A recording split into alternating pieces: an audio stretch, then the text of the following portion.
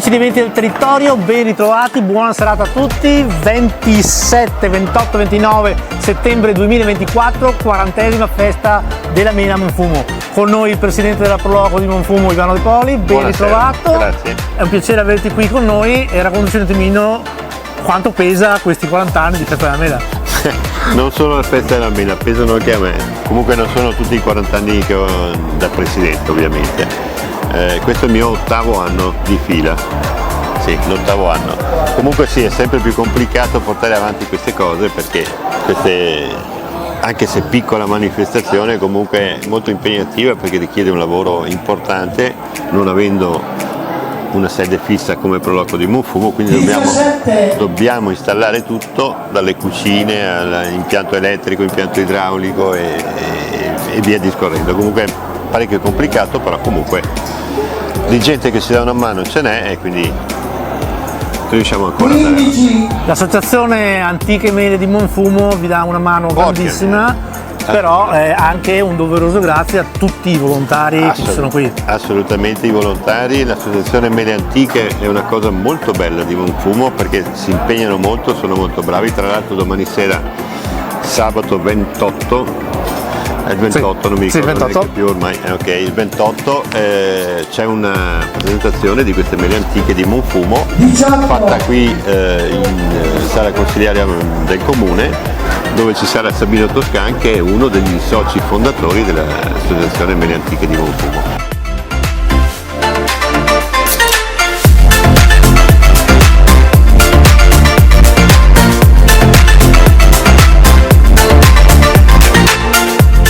Senza la Proloco, senza le associazioni, ma la Proloco in primis in questo caso, non potrebbe esserci la festa della mela.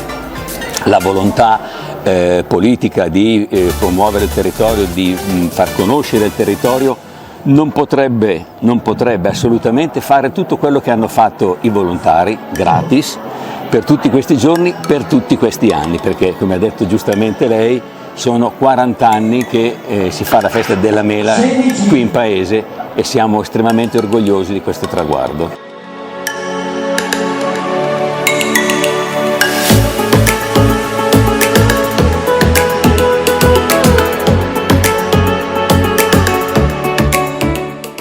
Ivano, velocemente i piatti tipici di questa sagra. Beh, qui ci sono le solite, diciamo che le sagre ci sono sempre le solite cose, in più abbiamo questa sera come specialità la frittura di pesce fresco, abbiamo l'arrosto di vitello, abbiamo lo spezzatino alle mele, poi vabbè le solite bracciole, costicine, patate fritte, hamburger, petti di pollo e tutto quello che ci va dietro.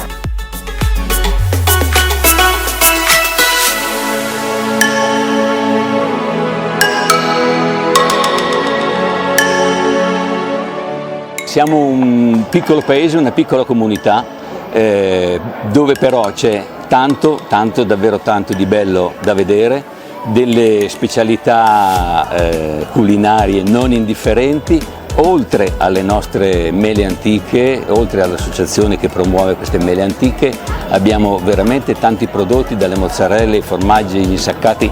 C'è tanto da fare, tanto da vedere e anche per i palati c'è anche tanto da gustare a Monfumo, in mezzo alla tranquillità dei nostri colli. Passate a trovarci.